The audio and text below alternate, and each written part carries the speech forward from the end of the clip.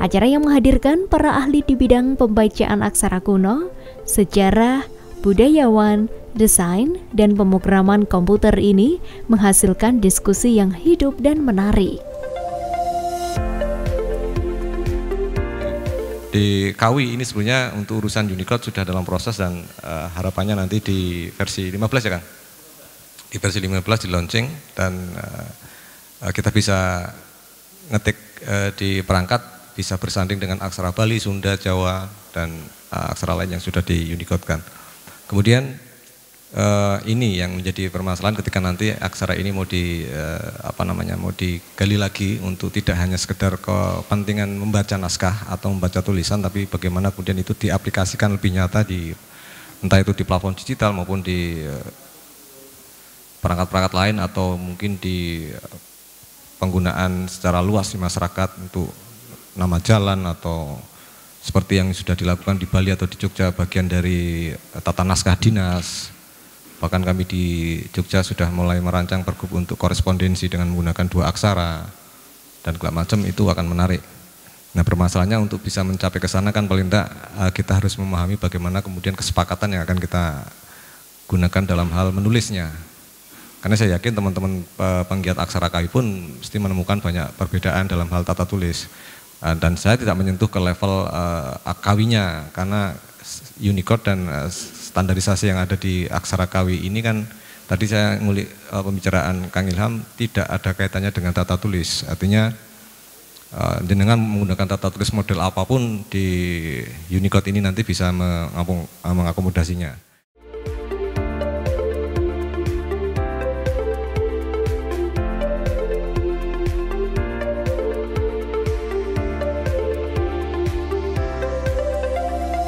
Pada sela-sela coffee break, Mas Abu, Wali Kota Kediri pun hadir untuk berdialog langsung kepada para budayawan yang hadir sekaligus berdiskusi tentang pelestarian aksara Kawi di Kota Kediri yang menjadi pelopor munculnya aksara Kawi nantinya.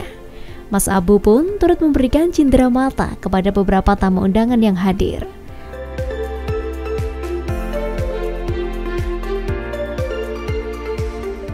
Ternyata Kota Kediri ini memang memiliki bukti-bukti yang kuat terkait dengan aksara Kawi yang banyak ditemukan di Kota Kediri, termasuk yang tertua yang ditemukan di Kabupaten Kediri itu terkait dengan pembuatan sungai. Pembuatan sungai namanya Sungai Serinjing ya, di Dusun Sukabumi, Desa Siman tentang pembuatan sungai. Dan banyak sekali di museum kami ditemukan prasasti-prasasti yang berbahasa Kawi.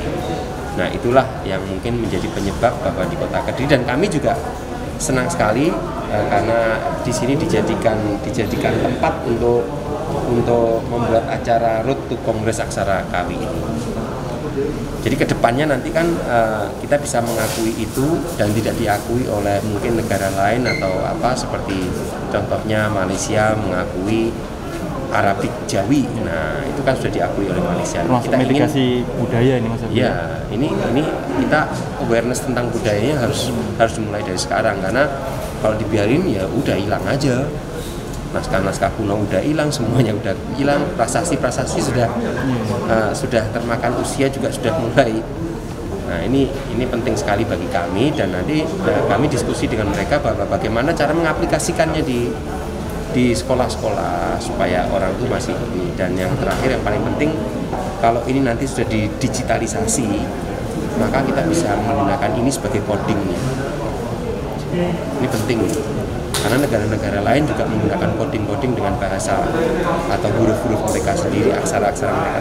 Kita pun juga nanti harus bisa juga, menurut saya ya, kalau jangka panjangnya seperti itu. Panji itu kan cerita percintaan Raden Panji dengan Sekar Taji gitu kan ya. Mereka dijodohkan tapi tidak mulus, berpisah dan sebagainya ya.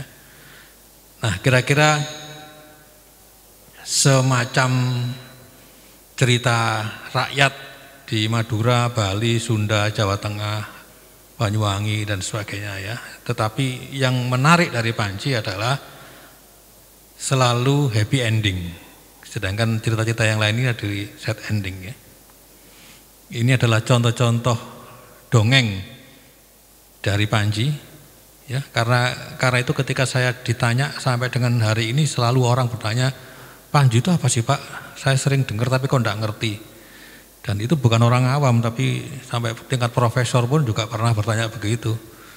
Akhirnya saya balik, pernah dengar Ande Lumut enggak? Oh iya pernah, itu dongeng saya waktu masih kecil. Nah, itu Panji. Nah, jadi saya tinggal balik aja. Jadi Ande Lumut itu adalah salah satu contoh cerita Panji dalam bentuk dongeng. Nah, paling enak saya menerangkan begitu. Dan dongeng seperti itu ada versinya, ada Panji Laras, Entit, dongeng Panji sebagainya. Nah, kita masuk ke naskah. Jadi di Perpusnas itu ternyata hanya tersimpan sekitar 80 naskah kuno yang separuhnya sudah rusak. Ya, separuh sudah rusak.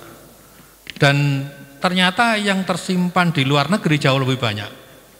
Ya, jadi mulai di Belanda, di Inggris, di Thailand, Kamboja itu jauh lebih banyak, sampai ratusan. Inggris yang paling banyak malahan. Karena itu ketika kemudian kita mengajukan cerita Panji, naskah cerita Panji ke UNESCO, maka Indonesia harus bekerja sama dengan negara-negara Malaysia, Kamboja, Belanda, Inggris. Thailand waktu itu karena sesuatu hal tidak bisa ikut, tapi tetap mendukung. Ya, jadi naskah cerita Panji diakui oleh UNESCO tanggal 31 Oktober tahun 2017 atas nama 4 negara itu. Ini juga satu hal yang katanya Panji dari Kediri, tapi naskah-naskahnya justru banyak di luar negeri. Nah, saya melihat kalau cerita ini memang besar di masa Majapahit, tapi inspirasi akar dari cerita ini adalah penyatuan Jenggala Panjalu di masa Raja Kameswara. Dan bukan kutukan ya, tulah dari pembagian kerajaan ini yang dilakukan oleh Mpu Barada ini sangat luar biasa efeknya dan menghantui raja-raja Jawa sampai Majapahit. Seperti contohnya di masa Seminingrat, Kertanegara ya, dikeluarkan prasasti Joko Dolok itu yang di Surabaya itu, Wurare itu. Itu menceritakan tentang dia mendirikan arca itu sebagai ruwat ya, ruwat menyatukan kerajaan itu, makanya ditaruh di lemah tulis itu rumahnya Barada. Kemudian di masa Majapahit di negara Kertagama muncul lagi. Sepertinya orang-orang raja-raja Singosari dan Majapahit itu masih dihantui oleh tulah Barada itu. Nah, menariknya dihubungkan dengan pertanyaan Pak Henry tadi, kenapa kok banyak di masa Majapahit itu banyak relief Panji diukir dalam candi-candi Majapahit. Salah satunya mungkin fungsinya sebagai ruwat, Pak.